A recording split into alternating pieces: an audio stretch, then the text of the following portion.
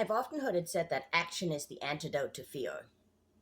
And I've discovered in my life this to be true. I'm going to tell you about what happened earlier in the year, confession time.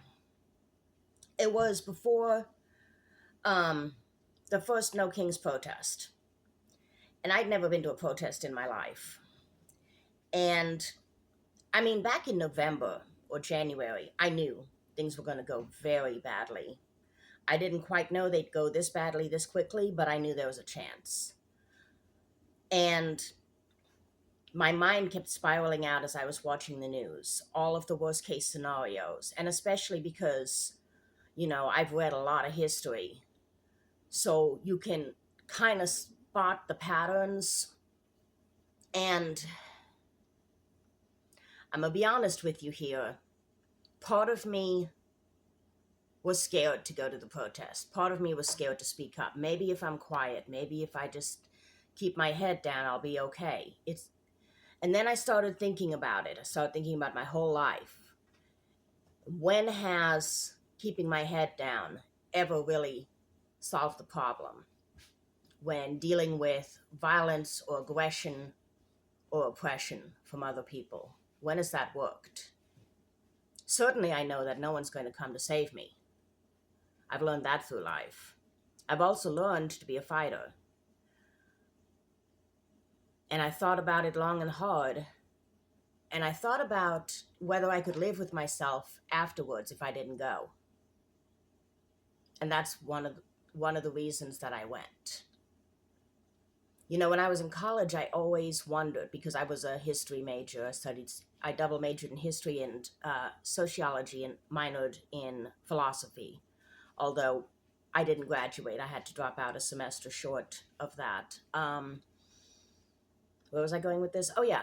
So I always wondered when I read about fascist regimes, if under those circumstances, if it ever happened here, and it can happen anywhere, would I be one of the people that had the courage to stand up and speak out? And that's what I decided that day before the protest, was that if I didn't, I wouldn't be able to live with myself. I would know that I was a coward who had betrayed my principles. And then here's the miraculous thing, metaphorically speaking. When I went to that protest, we got there right at the beginning, and there were a few people there. And then I started seeing people coming and parking and streaming in with signs and banners and costumes and stuff, and cheering, and I could feel this tightness unclenching in my stomach that had been there since November, since I heard about the election results. It didn't go away.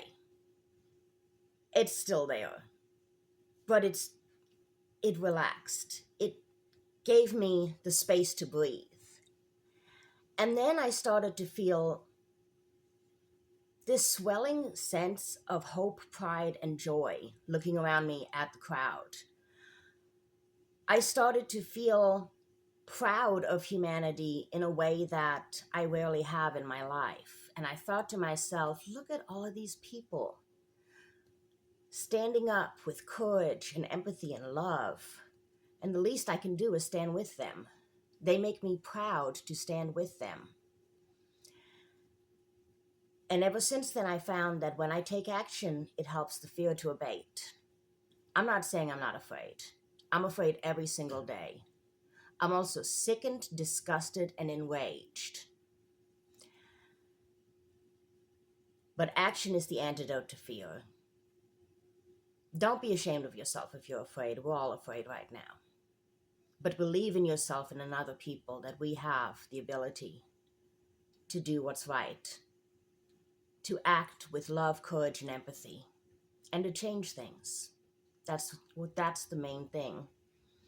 So many people, including myself at times in my life, believe that we don't have the ability to really change anything, that we are powerless.